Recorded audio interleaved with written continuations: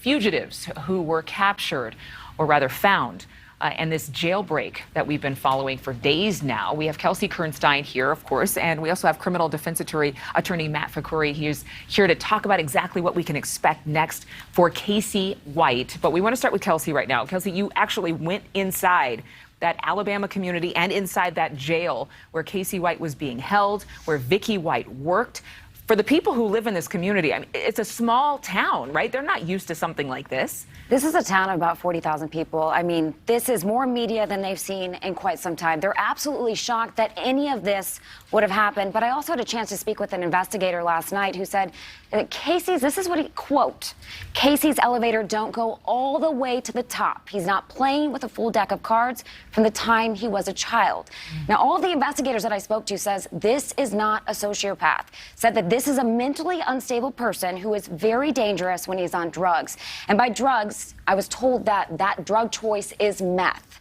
And I've also heard that Casey is kind of a big teddy bear. That's what I've heard from multiple investigators, which is interesting to point out. But I have to point out that Casey White was in the Limestone County Jail the prison for 75 years.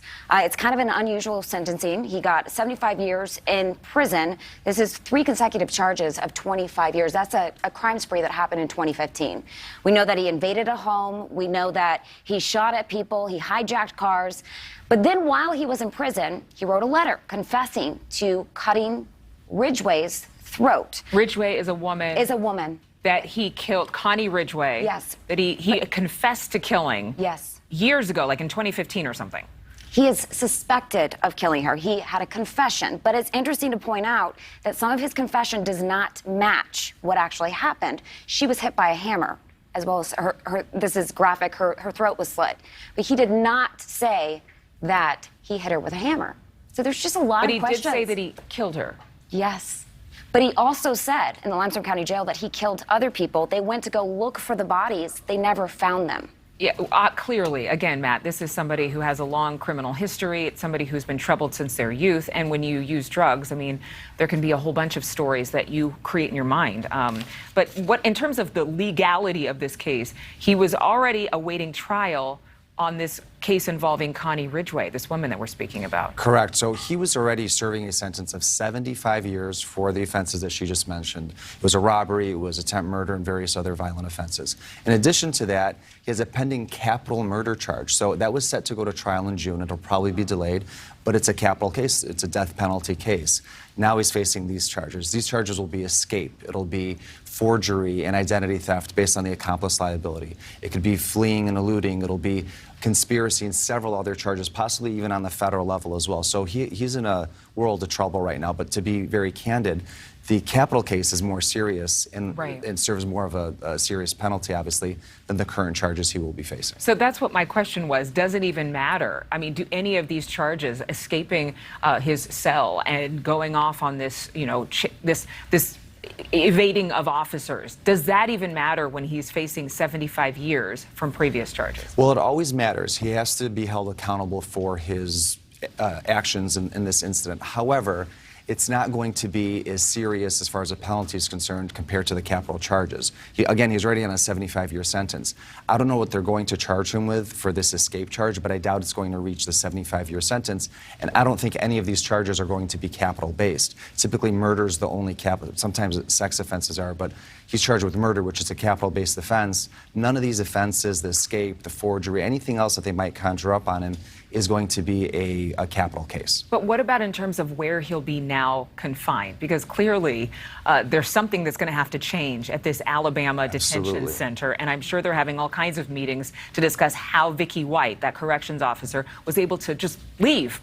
Essentially, you know, nobody stopped her, nobody questioned her.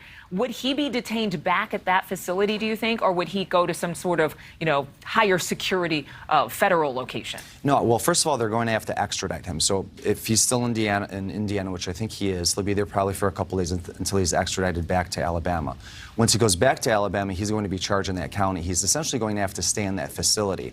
What I expect is that there'll be very high security measures and precautions to make sure he doesn't go anywhere, but he'll be back there. And Singleton also said last night... You're talking about the sheriff again? The sheriff. Sheriff Singleton said he plans to have him handcuffed and shackled, morning through the night, and that's even if a civil rights attorney has to get involved. Well, like 24-hour surveillance 24 at hours this a day. point.